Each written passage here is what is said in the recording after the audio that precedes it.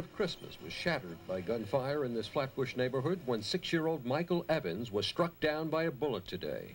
The 6-year-old boy was walking along with his 17-year-old cousin to go into this building to get a Christmas present. He was struck once in the chest. The bullet hit his collarbone. Now, according to a family member we spoke with, they believe the shooter was aiming for the cousin and not the 6-year-old boy. The boy's aunt, who lives in the same household, drove him to the hospital. He was stable. He was talking about Christmas. I kept him talking. I didn't want him to go into shock, so I kept him talking, and I drove him to the hospital. Evans was transferred from St. Mary's Hospital to Kings County Medical Center, where he remains in critical condition. The bullet exited his back after shattering his clavicle and nicking his lung. Milton Wadler is the boy's grandfather. This is my grandson. He's 6, you know. I mean, supposing he can't use his arm like he's supposed to use it. 77 squad detectives quickly rounded up the alleged shooter, who they identified as 16-year-old Joe Alston. Detectives say Alston and the boy's cousin had been feuding. When they got to the corner of Eastern Parkway and Ralph Avenue, they encountered a 16-year-old boy who he had been having an ongoing dispute with.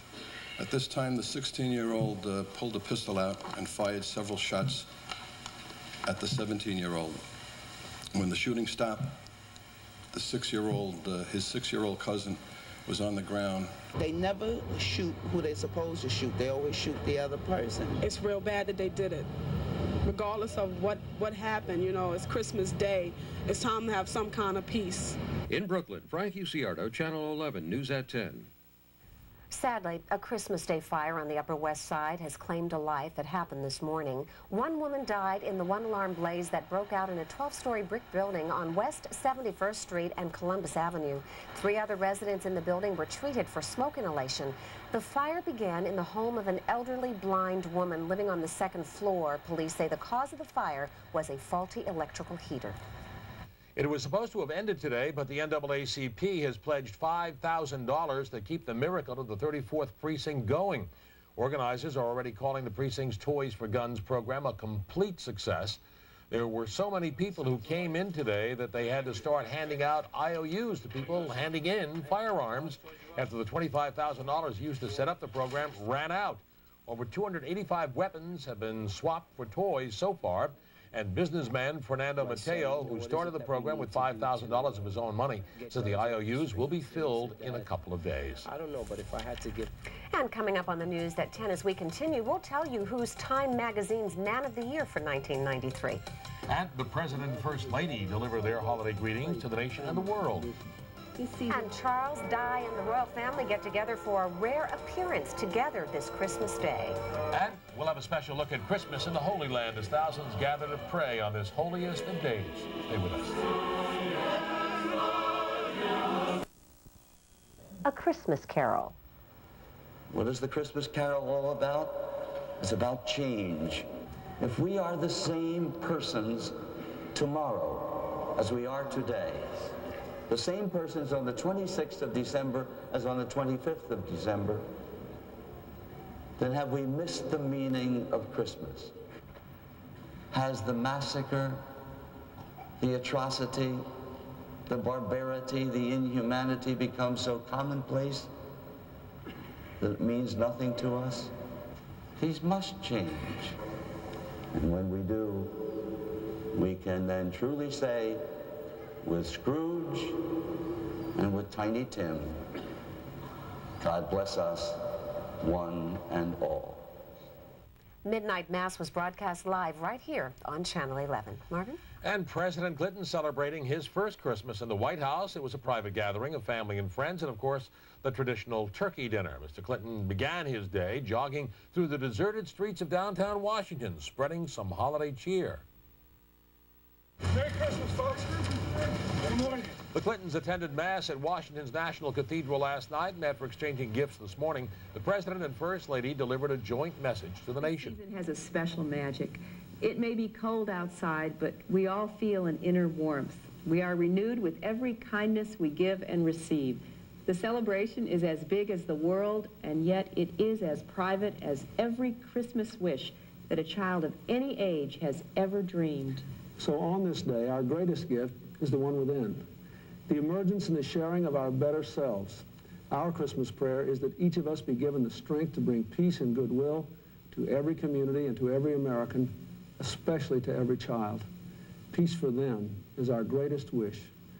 The Clintons leave Monday on a holiday trip back home to Arkansas and South Carolina.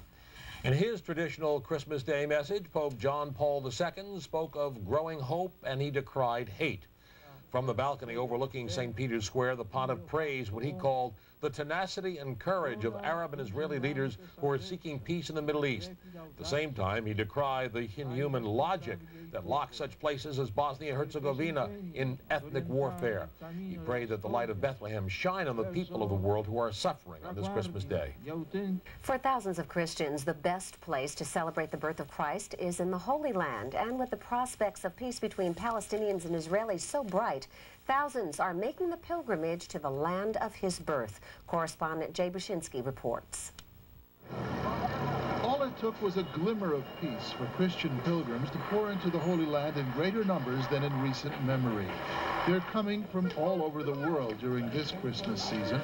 Nazareth, where according to the New Testament Jesus spent his youth, is one of the main attractions. Unlike the past 6 years of friction between Israelis and Palestinians, this year the Christmas decorations are out again. Even Santa Claus is back and Christmas trees are on sale again.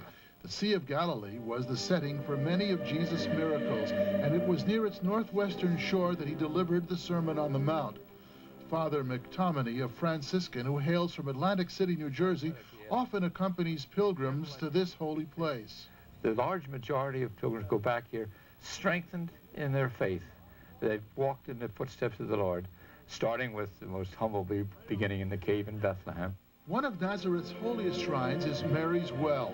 Christians believe that Mary had just returned from this spring to the Grotto of the Annunciation when she was told of Jesus' impending birth. The 1,000-year-old Crusader church at Sepphoris is dedicated to St. Anne, Mary's mother, who lived in this Galilee town. It really is off the beaten track, but Christian pilgrims get here too. The Christian holy places are tucked away into every nook and cranny of the Holy Land, and many of them are central to the Christmas story. In Galilee, Jay Bushinsky, Channel 11 News at 10. A Christmas homecoming for about 200 American troops returning from Somalia. These happy soldiers making it home in time for a Christmas dinner, despite arriving in Fort Lewis, Washington, more than 24 hours behind schedule because of bad weather along the route. They had been stranded at a Canadian air base. President Clinton has promised to withdraw all troops from Somalia by the end of March. Prince Charles and Princess Di's separation could not stop them today from appearing at a royal Christmas gathering. The royal family greeting well-wishers outside of St. Mary Magdalene Church, where they attended Christmas services earlier during the day. Charles and Diana pressed the flesh, while Queen Elizabeth and the Queen Mother accepted flowers from the children. More than a dozen royal family members could be spotted during today's gathering.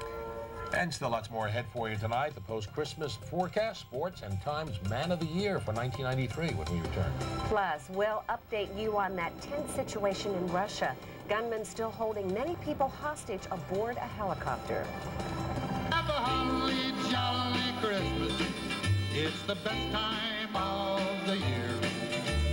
I don't know if... An appointment was made. Military helicopter flew off today with their 5 remaining hostages, but the helicopter ran into heavy fog, so the gunmen flew back. The helicopter is said to be packed with explosives. The kidnappers have made no new demands. They received $10 million when they released 8 hostages Thursday. Time magazine had to make a lot of room for its 1993 Man of the Year issue. The honor going to not 1, but 4 of the most influential men in the world. Israeli Prime Minister Yitzhak Rabin, we should be seeing that video in a moment. Also PLO leader Yasser Arafat, South African President F.W. de Klerk, and African National Congress leader Nelson Mandela were this year's pick. The magazine headlines the 4 men as the peacemakers, choosing them because they reasserted the principle that leaders do matter. They've achieved the most imaginative and important leap that humans can make, which is the leap across the chasm of conflict and a resolution to peace. Time's Man of the Year issue goes on sale Monday. Valerie.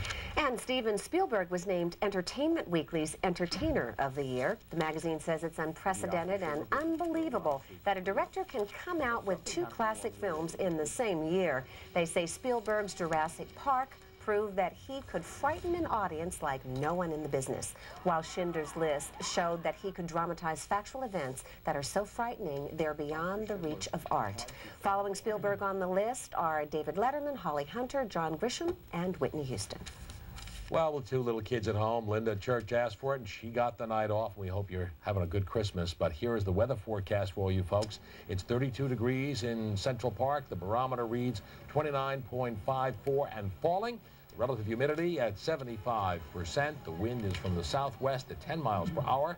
There are a few flurries in the sky. The rest of tonight, we expect some periods of light snow. The low temperature in the upper teens to low 20s. As for the 5-day forecast, tomorrow will be windy and cold with a mix of sun and clouds, highs only in the 20s. For Monday, partly cloudy with highs in the upper teens to low 20s. Tuesday, expect increasing cloudiness with highs in the 20s again. Wednesday, a little chance of snow, the highs getting up there a little bit.